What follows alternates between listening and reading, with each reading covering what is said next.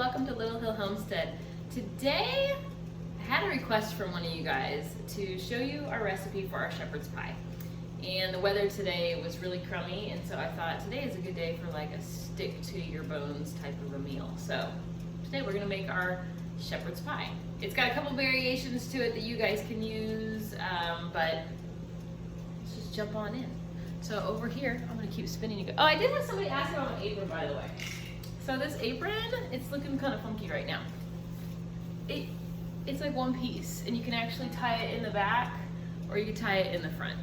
I made it from some pattern. I can't remember the name of the pattern, but somebody asked about it, and you can't find it because I made it. Maybe I'll make some and throw them in the Etsy shop when I get 5 minutes of time. Probably not. Come on. Oh, anyway, bring it to my stove. Here we go. Boom.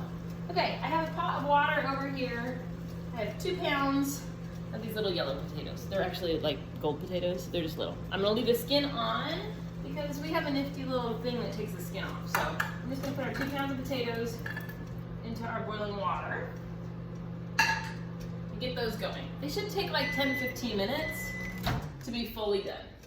You guys get to see my microwave. This is my new microwave, isn't it pretty? I like to heat up my broths and stuff to put in this so that it kind of moves it along a little faster. But, all right, here I have a large pan. Let me move you up a tiny bit. I have a large pan. I'm gonna put a little, no, you can't see the pan, you guys. Oh, by the way, I look like crap because it was like 0 degrees this morning when we woke up. We were worried about our pipes freezing and it was kind of a mess, and so I just threw on whatever today. So, hey, here it is. Okay, I have a little bit of, I use avocado oil because that's what I have. You can use whatever oil you've got, it doesn't matter. And into that we are going to add, let me see how I can get this over here, because it weighs, my new cutting board weighs 1,000,000 pounds. And so it's really hard to maneuver. I didn't think of that when I bought a cutting board the size of Texas. Okay, I have 1 onion that I've diced up, and then 2 carrots, which I've done in fourths, and they're like little thin pieces of carrots. So we're just gonna add those in there. You can use more carrot, less carrot. We like carrots, so we'll have some carrots. And I'm gonna save my garlic so that it doesn't burn. The last thing I'm gonna throw in there is 1 cup. I use frozen peas, but I need them to defrost and kind of do their thing. So they're gonna go in there too.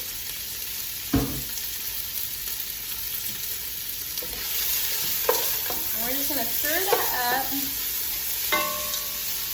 and let it cook until your carrots, this is the worst angle ever. I'm trying, you guys. Here, if I bring you up a little, we'll see. Is that better? At least you can see my top of my head, even though, what is this? I did a whole video the other day, and the whole back of my hair was totally jacked. So, you know, like I said, we're not perfect around here. Nobody is. If you're perfect, this is not the channel for you. Okay, so you're just gonna cook that basically until your carrot is totally cooked. This is probably one of the longest parts. I'd say like 10-ish minutes, but honestly you want to pull the carrots out and try it to make sure it's not crunchy at all. So I'm gonna let these cook down for about 10 minutes. I'm gonna turn the heat down just a little bit to like a medium high. And I'm just gonna keep cooking this part down so our carrots are soft, and our potatoes will probably take about the same amount of time. So I'm gonna turn you guys off. I'll see you in 10 minutes. Where's my clicker? You guys, I'll get my life together in the next 10 minutes. It's never gonna happen. All right, be back in 10 minutes. All right, our carrots are nice and getting a little bit soft. So the next thing we're gonna do is add 1 pound of ground beef. We like to do this with ground lamb as well, but I only buy it when I find it on a really, really good sale, like $2-3 bucks. And right now that wasn't it, so we're doing ground beef this time. So I have one of these guys. These things are awesome if you do a lot of like ground meats for squishing them up. So you just kind of break the meat up with that, and you just want to cook your meat till it's fully browned and cooked through. And I did leave my veggies in there. This is going to smash them up a little bit, but family is standing on this side of the kitchen dancing, thinking I won't notice. It took me a minute.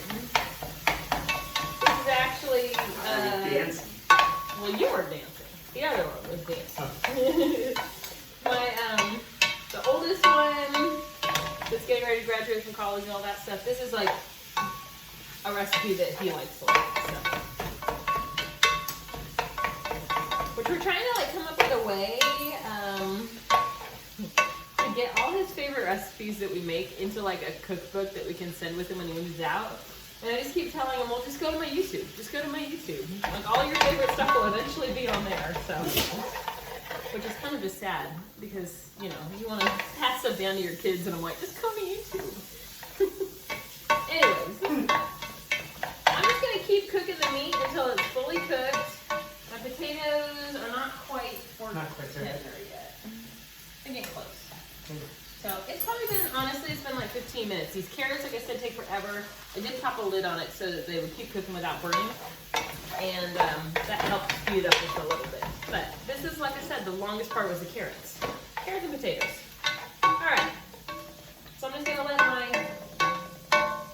meat keep cooking away. And the potatoes will be the next thing. I just don't want this video to be incredibly long. Otherwise, I would just keep you here and you can watch me cook. I don't care. That's why you're here, right? But you don't want to be here for 45 minutes. Are you guys dancing again? No, okay, good. Tasting my meat. Oh yeah, we got some new aprons. We love aprons, guys. Like, if you have a favorite, I like pinafore aprons because I like things that don't go around my neck, that look kind of like smocky. I don't know. As a ceramics artist, I always wore ones that were like this, like a, well, they're like, they don't go around your neck. They cover your whole body so you don't get clay all over yourself. I like pinafores or those type, and my husband traditionally likes the ones that wrap around your neck. But we got some new ones for my niece that have our little hill logo on them, so. Maybe. Oh, maybe I was supposed to. Oh, no, you don't have to come on here. They're cute, right? I like the little buttons they have. Yeah, so.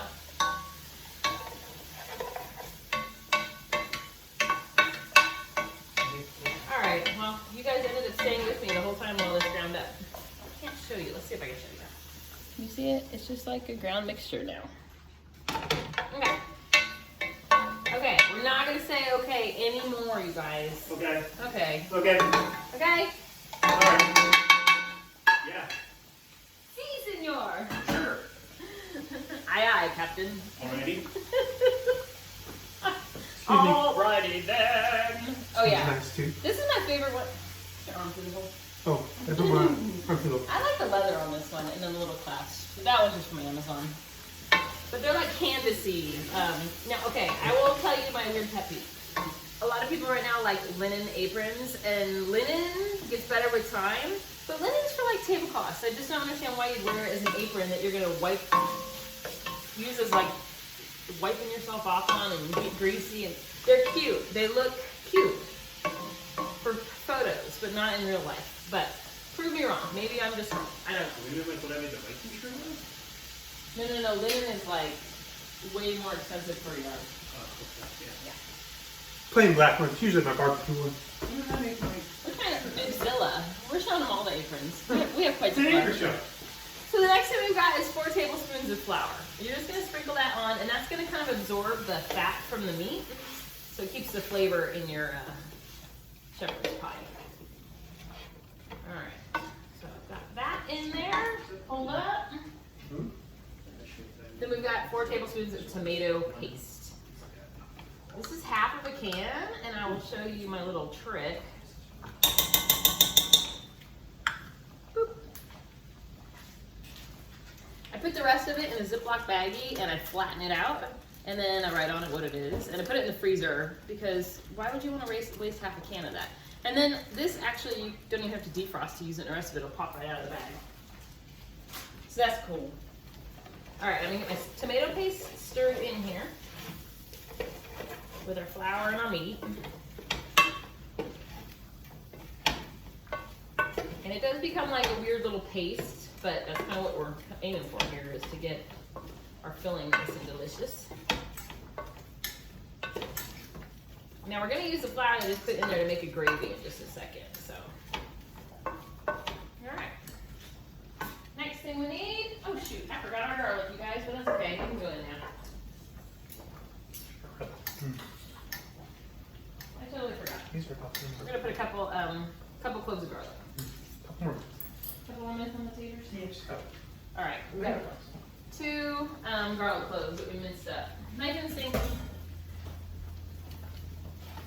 And we're gonna stir that in. My bad on that one. That should have gone in right before the flour with the meat. But my cutting board was like not where I saw it. It was where I saw it. I lied. I just forgot.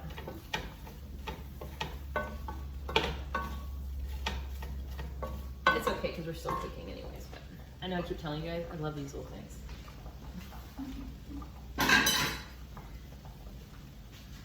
All right. So we've now got like a thick mixture. And we're gonna put into our mixture. Okay, one of my kids hates rosemary. So this has 1/4 teaspoon of rosemary. What I do is I put it in my hand and then I kind of scrunch it up so that maybe he doesn't notice it's in there. He knows it's in there. I bought ground rosemary and he knew it was in there, so it's a flavor thing. But come on, who doesn't like rosemary or thyme? Those are like 2 of the most traditionally used herbs, and sometimes I just say, I'm so sorry, but everybody else likes it, you're just gonna have to eat ramen. So I put that in there. Thyme. And then 1 teaspoon of parsley.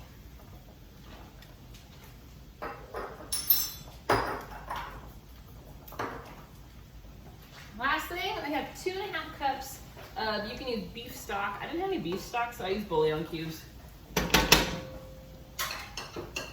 We're just gonna pour that in there. And this is what's gonna make like that gravy. With that, it's gonna mix with the flour and become this deliciousness.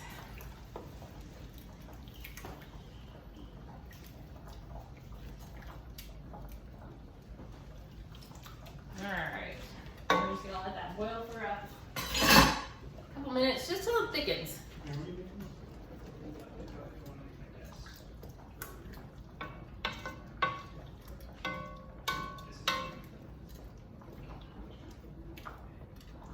Let me show you the consistency of this really quick. So you see it's kind of soupy and it'll thicken up as it cooks, but that's our shepherd's pie filling. If you want to do a little bit of wine in it, you totally can. I would do 2 cups of beef broth and 1/2 cup of a red wine, but we don't drink wine. So we've eliminated that from our recipe. And I should say, if you don't like carrots or you don't like peas, use whatever you do like. You want to put corn in here, green beans. I mean, I think a lot of people like celery. We're just not big fans of celery, so I just don't put that in it. But kind of use the veggies that you like. So we do peas and carrots. You can do lima beans. I mean, switch it up. You basically, it's 2 cups of veggies, whatever you decide. And they can be frozen. Okay, so that is pretty much it for our filling. I'm just trying to bring it to a boil just so it thickens up just a tiny, tiny little bit. And then our potatoes should be just about done, and I'll show you that. So basically we're making a mashed potato that goes on top of this, but it has cheese and cream cheese and some awesome stuff in it. And it's similar to our basic mashed potatoes that we make all the time for dinner, but we put it on top of our shepherd's pie. So I'm gonna let this just thicken up just a little bit more, and then I'm gonna get the potatoes ready to show you the next step. So, hang on. Maybe. Oh gosh, you guys, this thing goes like, anyways, enough about the remote. We are back. All right, guys, we have you back to our island now. I wanted to show you this thing. Where do we get this? They sell them at antique stores. We've seen them at estate sales. I've seen them, I mean, they sell them new, but basically it's this like, they're awesome for making jellies and jams and tomato sauces and stuff. It comes in 2 parts and it has this like masher. It makes the best mashed potatoes though. we kind of figured that out. So it. Words are hard. Words are really hard, guys. You don't have to de-skin them. Peel them. You don't. Personally, it's a little easier for me if I de-skin russets to do this part because the skins make it a little tougher. He said de-skin too, you guys. Peel. Is that the word? Peel. Peel. It's fine. Well, we got this little tool that fits perfectly in here, and I put about half the potatoes in here so far. And you just kind of mash it around the side. And you'll see here in a second. Oh, well, it's already started. Here, You just throw it out of the bowl, apparently. You just spin this part in the circle. Now, we used to use just a regular masher, but our oldest one, which is why I wasn't around earlier, like the He's planning out with this CAD program to build himself a huge desk to work at. And I'm in the other room on Excel planning out the archway, what's it called? a garden arbor. The garden arbor that we're going to put in maybe this weekend that we already started on. I want our garden. Doing I tried to put that in twice and it's not going in there. So our garden, we have a little gate when you walk into it, but I really want our green beans. We keep growing in the same spot. We get really bad Japanese beetles because they're really close to lilies. So I wanted to move them farther into the garden, and we needed some kind of trellis. So I thought, oh, if we do a cool, like, it's not an arch because it's going to be a square, rectangle, but we're going to make it, well, you guys know we're like super frugal, and so we had a jungle gym that fell a couple years ago. A tree fell on it. And we've used a lot of that wood to do projects around our homestead. Well, we're down to like the nitty gritty of this wood, and so we're gonna rip it on our table saw to make this garden arbor. And it's gonna be for the green beans to climb up this summer. Maybe cucumbers. I'm not really sure what's gonna go on it, but I'm thinking green beans. So I don't know if we're gonna grow cucumbers this year. We just don't use a ton of cucumbers, and you get so many. Yeah, we got enough pickles for a couple years. Yeah, we're good on pickles. We just don't eat a lot of pickles. So We give a lot away. we give a lot away, which I love giving stuff away, but I also want to, with the space in our garden, we could See the grow way that's something coming else. through there like that? Yeah, just cream some potatoes. Perfect. So if you ever see one of these things, I think they do sell them still like online new. This is one, I think I paid $15 at an antique store for it. I saw one in an estate sale one time, but I didn't need a second one. But then the next morning I woke up and I was like, maybe I do need a second one. So I went back to get it, and there was a lady with it in her hand, and it was like, dang it. Now we see them everywhere. Now Like we see them everywhere. Yeah, you see them in antique stores all the time for like $20. So, but this thing is awesome for in the summer. We do our tomatoes, and you can de-skin the tomatoes for your tomato sauces and stuff. And then pomegranate jelly. Oh my gosh, this thing made that so much easier. So we use it way more than you would think. Anyways, you guys know we always have a rant in our video, and there it was. All right, I'm gonna turn you guys back around to the stove to show you how you make I make our mashed potatoes. And I'm gonna have to turn you guys off here because I don't know where my remote went. Okay, we're back at the stove. I have the same pan pot that we just did our potatoes in. I have not cleaned it. We're gonna put 4 tablespoons of butter into our pan, just so that it can start melting. And then I have a half of a thing of block of cream cheese. Thanks. Then I've got half a teaspoon of black pepper and half of a teaspoon of salt. And then the last thing, not the last thing, there's more that goes in here. 1 cup of heavy cream. Ooh, train left the station there for a minute. Okay. Then I'm gonna put the potatoes that my lovely lover just mashed for me. I'm gonna plop those in there. And the skins all came off, so these are like super creamy and delicious. Okay, I'm probably gonna turn my heat back on just to get everything melted together.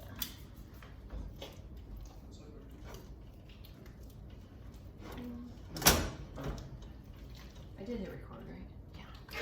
Yeah. Would not be the first time. Yep, those look good. So these are gonna go go on top of our shepherd's pie, so you want them a little bit thin. So if you feel like they're too thick and they're not gonna spread out very nicely. Okay, the last thing that you need, I didn't measure this out, I probably should have. It's probably 1 cup. So the original way we usually make these is with 1.5 cups of Gruyere cheese. And honestly, the best price on Gruyere cheese, Walmart. They have it over like near the fruit and vegetables, like in the deli section. It's a little block, it's like $2 and change. And it really grates much easier too. We bought some at Kroger in a few different places. The And Kroger one was one like, from Walmart is just, I don't know, it's creamier. Mm-hmm. Yeah. The one from Kroger was like almost Parmesan-y, so it's really hard to grate. This, however, is a Parmigiano Reggiano that we had left over. We're trying to use up, or Pecorino Vermont. It's some cheese. It's 1 cup of that. We tried it. We actually had mashed potatoes a couple days ago with it, and it was Fantastic. perfect. So we're gonna put that in there. And then you're just gonna kind of stir this together until everything is incorporated. Your butter melts, your cream cheese should mash in pretty easily.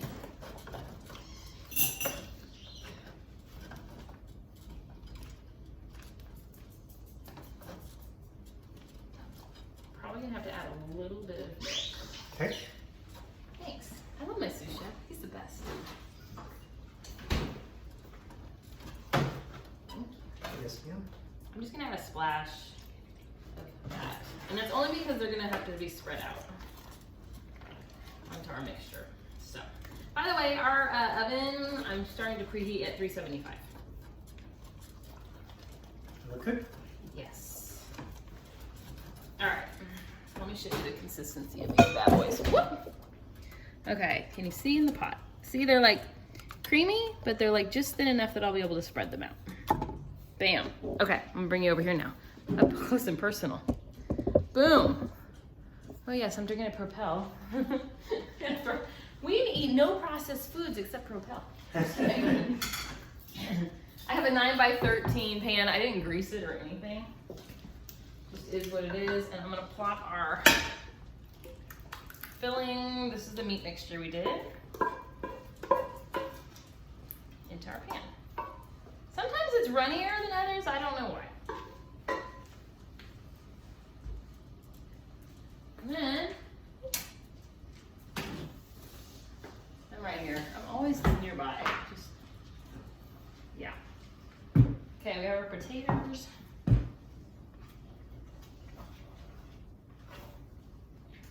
So I'm gonna just give this a little shake to get it distributed into there a little bit. Then our potatoes. You kind of just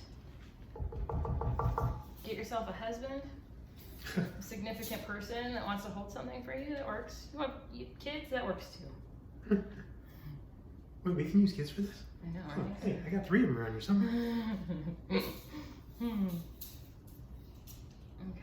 so I'm just kind of maneuvering it around so that all of our stuff is filled. Like I'm lacking down here.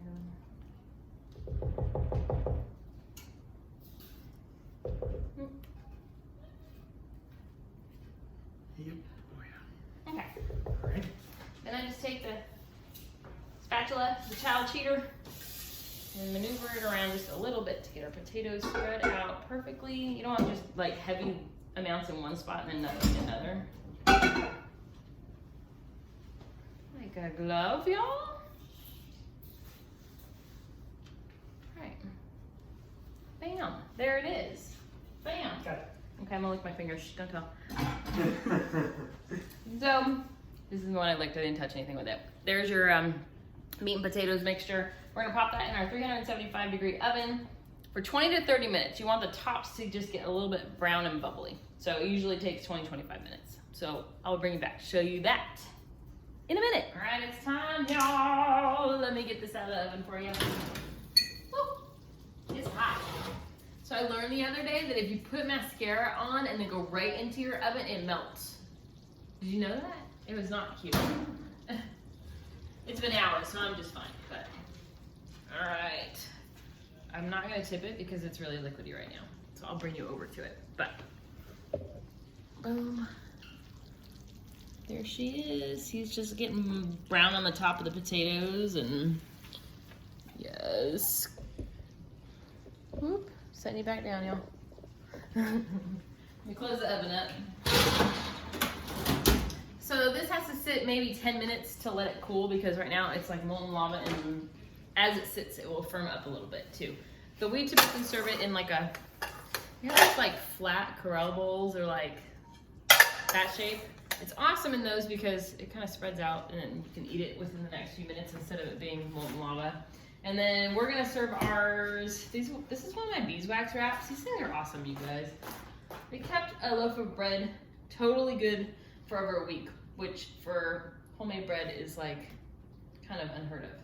And we're just gonna do some butter bread with it. This is our homemade sandwich loaf. We're just gonna do that with some either peanut butter or butter. And that's it. It's delicious. It's got all your veggies. It's got your meat, your potatoes, your stuffs. And we like it. I'd try it for you, but last time I did that, I think I had to spit something out. So let's not do that again. Anyways, this is our shepherd's pie. Like I said, it's supposed to be really cold again tonight, and so this is like one of our little comfort foods for cold nights, but that is that. And that is all from Little Hill Homestead. Hope you guys make it, and I hope you enjoy it. Thanks for watching.